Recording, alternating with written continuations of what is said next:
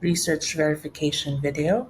So in this video, we will learn how to correctly transcribe and format company names and proper nouns based on the style guide. So this is a very crucial and important step to maintain accuracy in our transcripts. One of the reasons why we created this video is because correctly transcribing company names and proper nouns is a skill that should be mastered for all editors. Not correctly transcribing or formatting proper nouns, including industry terms, would have a negative impact on your score. I know this is a very comprehensive thing or section in the style guide, so this video would help with examples so you could see how sentences would look like when you work in the transcript, just so you see a guide. So here in the first scenario, company suffix rules such as Inc., Corp., and Limited. Tim Cook is the CEO of Apple, and he is the one speaking in this timestamp. We're pleased with Apple Inc.'s performance this quarter. Our partnership with TSMC continues to strengthen. So incorrect would be we're pleased with Apple Inc.'s performance this quarter with a period after Inc. Correct would be we're pleased with Apple Inc.'s performance this quarter. So let's do a quick Google search. Apple Inc. If we check the AI overview, even the AI overview has a period after Inc. But let's see here. Also in the website, if you scroll all the way to the bottom, it does have a period. So a good rule of thumb would be to always check your style guide first. So remember, the style guide is your first and final authority when it comes to editing the transcript. So first, check the style guide. Second would be to verify on company websites. And third, follow what the speaker says. So in this case, the style guide would supersede, or we have to follow the style guide when it comes to the company name formatting. So in this case, even if Apple Inc. does show to have a period after Inc., the style guide explicitly says no period after Inc., Corp., Limited, and Co. when used in the transcript. So in this case, we remove the period. So good rule of thumb would be just to follow the style guide first. In this next example, it says our collaboration with Samsung Electronics Co. has expanded into new areas. So this sentence is correct. We just remove the period. So over here in the next scenario, it's the official company styling, and the example is the company NVIDIA. So in this timestamp, Jensen Huang, the CEO of NVIDIA, says NVIDIA's new H100 chips are seeing unprecedented demand. We're working closely with Microsoft on their Azure infrastructure. So to transcribe NVIDIA, let's do proper research and refer to our trusty Google, but let's always use their company website. So over here, just by looking at this page, it does show NVIDIA in all uppercase letters. If we scroll down, it's the same. And if you click on the About Us page, it also shows NVIDIA in all uppercase or all capital letters. So in this case, we transcribe NVIDIA as all caps and N followed by all lowercase letters for NVIDIA would be the incorrect way to transcribe it. So we follow the official styling of the company name based on their website. So some other examples of that would be, I'll type it down. If you search 3M, if that's what the transcript says, 3M. Do a quick search. 3M is actually a company, 3M. So follow the styling as mentioned in the website or as shown on the website, which is also at the bottom of the website. Another example of that would be eBay. So let's do a quick search for eBay. eBay is actually transcribed like this. Lowercase e followed by uppercase B and lowercase a and y. So we always follow the company's styling on their website. So let's click ebay.com and let us check the bottom of their website. It does say eBay, like so. So another company, this is wrong, but this is correct. So these are just two examples of companies that you might come across. So let's proceed to the next section for geographic references, US versus US with periods in between or after the letters. So Ruth Porat, the speaker, says our US operations showed strong growth. We're also expanding in the UK market. So these are referring to markets and the specific places or location references. So if you check the rule on acronyms in the style guide, acronyms referring to locations would have to be transcribed with a period at the end of each letter. So these are transcribed correctly and we don't need to make any changes. Next, let's see. US Bank has been a great partner for our treasury operations. We also work with US Foods for campus catering. So let's do a quick Google search. U.S. Bank. So, and if we scroll all the way to the bottom, there are periods after each letter in U.S. So in this case, we follow the company styling based on the website or the company website.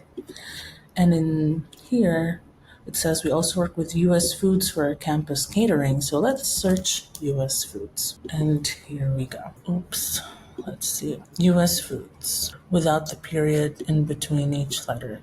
So in this case, we would follow the company styling based on their website, which we can't access right now. But if you see this description, then this is the way to transcribe it. So US Foods. US Bank was transcribed correctly. Incorrect way would be to put periods after each letter in the US for US Foods. Just follow their company website, company styling. So a good rule of thumb would be to follow would be use US UK for locations, US UK acronyms, but follow the official styling for company names. All right, so let's proceed to drug names. So this is critical for pharmaceutical calls. Generic drugs are always in lowercase, if not at the beginning of the sentence. So let's see here. So the example says from Albert Bourla, CEO of Pfizer, sales of Humira continue to face biosimilar competition, while generic atorvastatin maintains steady volume. So let's do a quick search for Humira. Humira is a brand drug name for adalimumab, which is a biologic medication. So Humira, let's go to the website. If you check the website, this page or this article would say Humira is formatted in all capital letters. So we follow this way of transcribing brand names. Also, a good rule of thumb to remember would be always check the drug website for the correct way of formatting drugs, especially their brand names. Generic names, if you see here below Humira, is in lowercase. This is the generic form of the drug. So almost always brand names would show this formatting, and if you check in their website, it's the same way as well. But always check the drug's website or the company website just to make sure. Again, this is the branded drug name, and this is the generic name, adalimumab. Like so. So this is the correct way to transcribe Humira in all caps. Branded drug, check official styling in their website. So this is the incorrect way of transcribing, and this is the correct way of transcribing.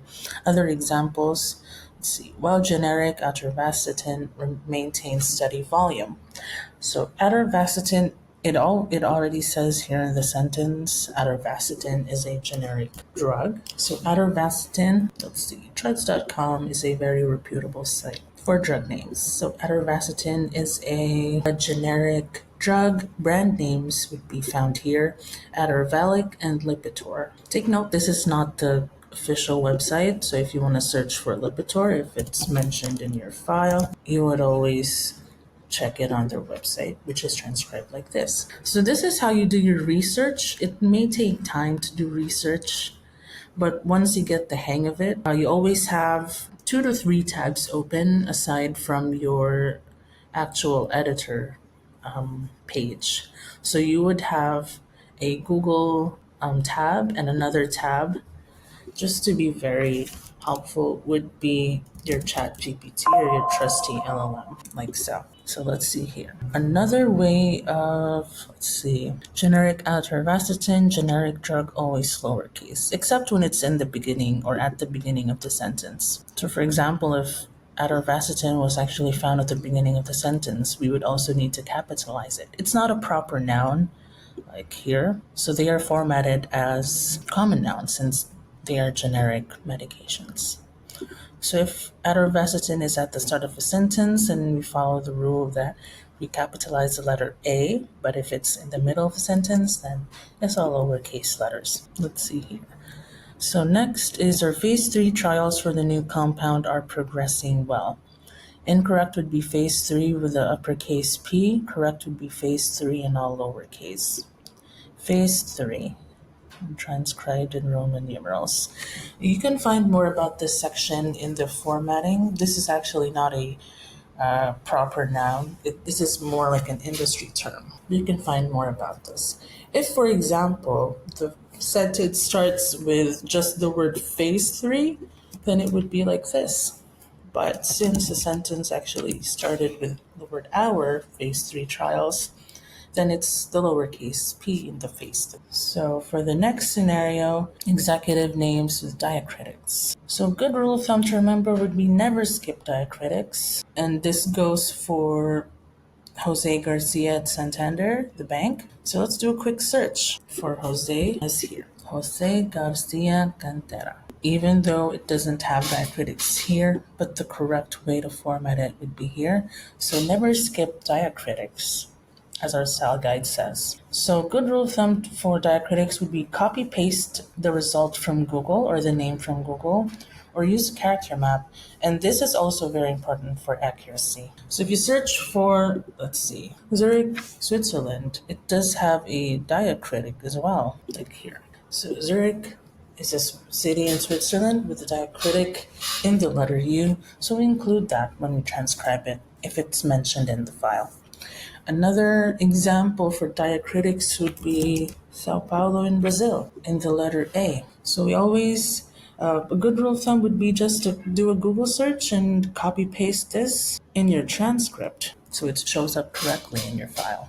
So always include diacritics in proper nouns. So here we have ampersands in company names. This also applies to speaker tags. So some companies use the ampersand symbol, others use the word and. So in this case, we follow the company styling when it comes to company names. So for JP Morgan in this timestamp where Jamie Dimon is the person speaking, he says JP Morgan Chase & Co. continues to see strong consumer deposits. We're pleased with our Johnson & Johnson healthcare portfolio holdings. So let's see how JP Morgan and Chase is formatted. So this is the website, and if we scroll all the way to the bottom, it is formatted with the ampersand. So in this case, we could just copy this, and this is the correct way. So another example would be Johnson & Johnson. Let's just copy this example, or this one in the transcript. Johnson & Johnson, if we check their website,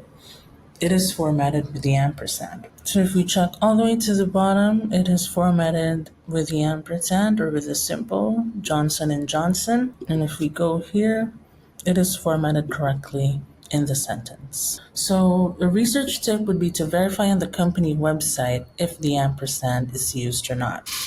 So other examples would be AT&T if you're working with a telecommunications file. So AT&T is formatted like so. Let's go to their website and go all the way to the bottom, AT&T, and if we check their About Us page, it's also going to show the same thing, AT&T. Another example would be, let's try to search McKinsey. Let's try to see if it's formatted with a symbol or with a word, and it shows here McKinsey and Company. Or let's go to their About page, About Us overview. You could also do a control of search, McKinsey. There you go, at the bottom of the page, McKinsey and Company with the ampersand or with a symbol. And then another example would be for Berkshire Hathaway. Berkshire Hathaway has no and mentioned anywhere. It's just like this. So in this case, we don't really need to put any symbols, right? Or the word and in between Berkshire and Hathaway. So let's proceed to conference call titles. So the rule is to capitalize conference rule titles as proper nouns. So in this timestamp, the operator says, "Good morning and welcome to Microsoft's third quarter 2024 earnings conference call." So if you do a quick Google search using the conference call title, you could easily find this here. So the earnings call or the conference calls are actually proper nouns. That's why they are to be transcribed as proper nouns. This is the information in the earnings call. But for the title itself, the third quarter 2024 earnings conference call is a proper noun in itself. So the correct way to transcribe it would be like this. It's like a title. Let's see. So even if you transcribe it like this, maybe you put a capital E and C and you don't capitalize third quarter, it's still incorrect since this full title is a proper noun. So it should be transcribed as a proper noun, like a title. So let's proceed to the next scenario, which is for acronym usage. So EPS, EBITDA. Luca Maestri, the CFO of Apple, is speaking. So he says our earnings per share reached $1.53, while EBITDA margins improved by 200 basis points. So the audio says earnings per share. You write earnings per share. Audio says EPS, then you write EPS. The audio says EBITDA, then you write EBITDA, not earnings before interest. So if you want to do a quick search, if you're unfamiliar with the term EBITDA, it does stand for earnings before interest, taxes, depreciation, and amortization. So this is EBITDA. So whatever is being said by the speaker, then it's what we transcribe.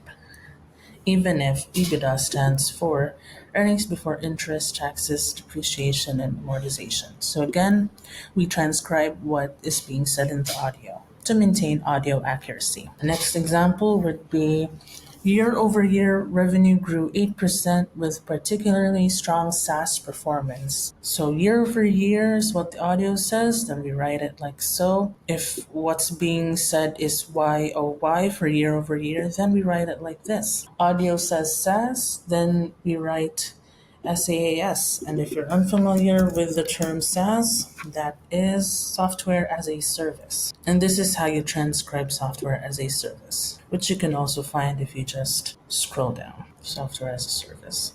This is a common industry term that you will encounter a couple times if you work on files. So please remember how to transcribe the term SaaS, which stands for software as a service. Another example would be, just not written here, would be M&A, which stands for mergers and acquisitions. So it would be here, M&A, mergers and acquisitions. So you just transcribe it like this. If you're unfamiliar with business terms, Investopedia is actually a very good resource to search for industry terms or business terms. So over here in this section, we will tackle department names, capitalized or not. So here we have Satya Nadella, the CEO of Microsoft, is saying our investor relations team will provide more details. Meanwhile, Azure AI Services continues to see triple-digit growth. So investor relations team is a generic department in most companies. So the correct way to transcribe it would be in lowercase letter, if not at the beginning of the sentence, like here. But for an official product or for an official division, as in Azure AI Services, if we do a quick Google search, it is a specific department in Microsoft. So this is how it should be transcribed, like here. In this case, we're finding a couple of ways to transcribe the term Azure AI Services. In this case, you could just stick to one way of formatting the division. So if you find it in this format, you could change it to this and you stay consistent all throughout the file if it's mentioned multiple times. So over here in the next scenario, we have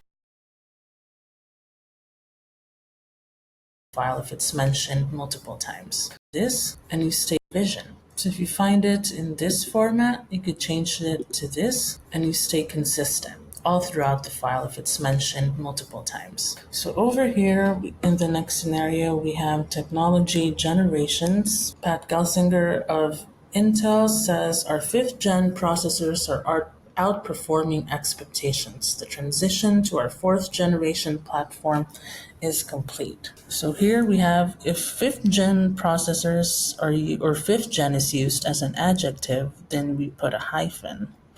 If it's only used as a noun, then we don't use any hyphen. So if the sentence says 5th gen processors, 5th gen is an adjective, there should be a hyphen. Then 4th generation platform, there should be no hyphen if it's used as a noun. No hyphen is needed. Then we have industry groups. David Solomon, the CEO of Goldman Sachs, says among the FANG stocks, we're most optimistic about Meta and Amazon.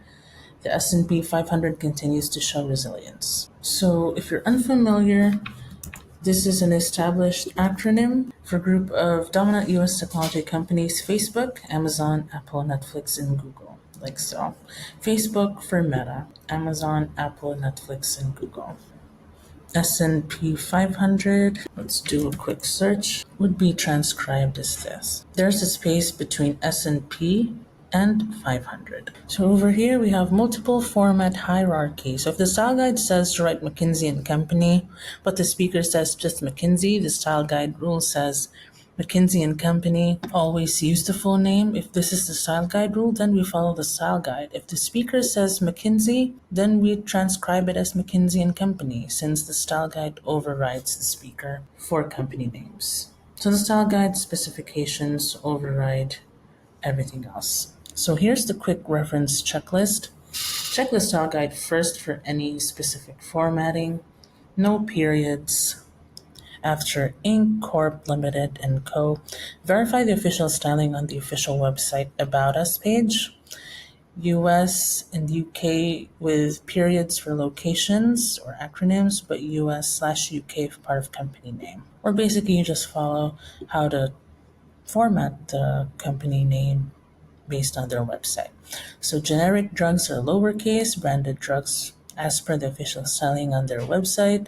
Diacritics, always use them. Phase 3 for clinical trials here. Capitalize conference call titles, write acronyms exactly as spoken, EPS versus earnings per share, lowercase departments unless verified as an official division, and 5th gen adjective, 5th generation as a. So again, these are the rules specific just for company names and proper nouns based on the style guide as a guide.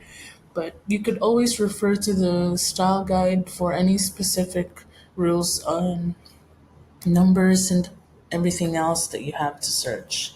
So number one, a good rule of thumb to follow would be the style guide rules everything. Always use the company websites for verification and write what you hear.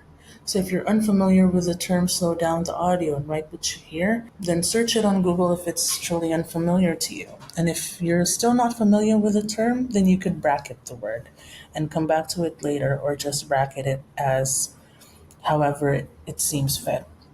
So always take the extra 30 seconds or time to research. This prevents any negative impact on your score. And this also ensures accurate transcripts.